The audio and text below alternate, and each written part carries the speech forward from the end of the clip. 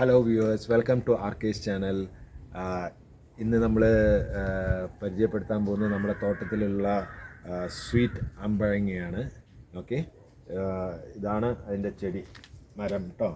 ഇത് വെച്ചിട്ട് same 2.5 years. Okay, ഇതെല്ലാം ആദ്യം ഞാൻ ബക്കറ്റിൽ വെച്ചു. കുറച്ച് അങ്ങോട്ട് വലുതായപ്പോഴാണ് എല്ലാം നമ്മുടെ പ്ലോട്ടൊക്കെ ശരിയായ ശേഷമാണ് ഞങ്ങൾ ഈ മരങ്ങളെല്ലാം താഴെ വെക്കേണ്ടതെല്ലാം താഴെ വെച്ചത്. ഇതിങ്ങനെ പടന്ന് കുറ്റിച്ചെടിയായിട്ട് ഞാൻ പ്രൂൺ ചെയ്യുകയാണ് കേട്ടോ. പ്രൂൺ ചെയ്യണം, എല്ലാ മരത്തിനും പ്രൂണിങ് ഈസ് എ മസ്റ്റ്. എല്ലാവരും ചെയ്യണം, അല്ലെങ്കിൽ നമുക്ക് ഈ കായ വലിക്കാനൊക്കെ ഭയങ്കര ബുദ്ധിമുട്ടാണ്. അതിങ്ങനെ വലുതായിട്ട് പോവും.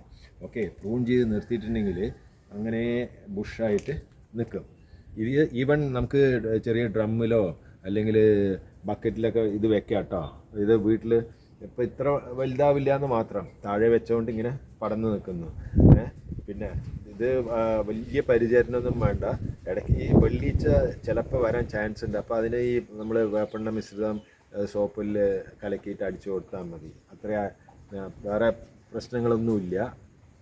പിന്നെ ഇത് ഇതാണ്ടില്ലേ, നിറയെ കായാണ്, ഉള്ളിലൊക്കെ നിറയെ കായാണ്. ഇതാ കണ്ടില്ലേ, കാരണം ഇപ്പോൾ ഇതാ എല്ലാവിടെയും കായ്ച്ച് നിൽക്കുക. അതിൻ്റെ ഉള്ളിലും ചുറ്റും കായാണ്, നിറയെ കായ്ച്ചിട്ടുണ്ട്. നമുക്കിത് അച്ചാറിടാം. കാരണം പണ്ടത്തെ നാടൻ അമ്പഴങ്ങ എന്ന് പറഞ്ഞാൽ ഭയങ്കര പുളിയും ചവർപ്പൊക്കെയാണ്. ഇത് പുളിയും ചവർപ്പൊന്നും ഉണ്ടാവില്ല.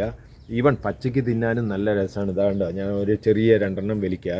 ഇതാ കണ്ടോ, ഇത് നല്ല രസമാണിത് കഴിക്കാൻ. ഇതാ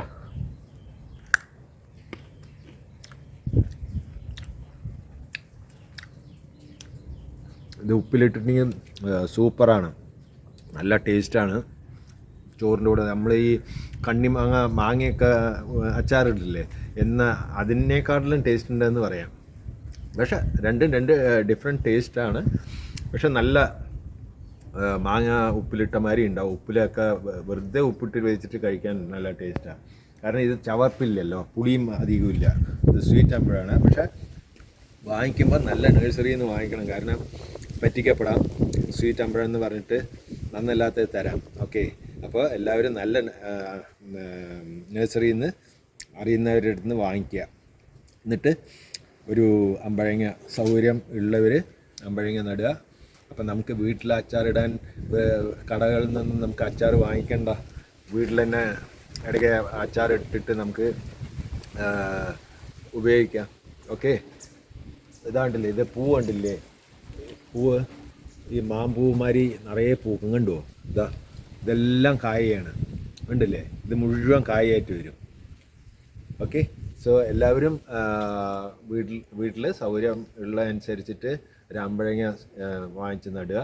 പിന്നെ ഇതിന് വളം വീണ്ടും പറയുന്നു, നമ്മൾ രാസവളമൊന്നും ഉപയോഗിക്കാറില്ല. ജൈവമായിട്ടുള്ള കൃഷിയാണ് ഇവിടെ.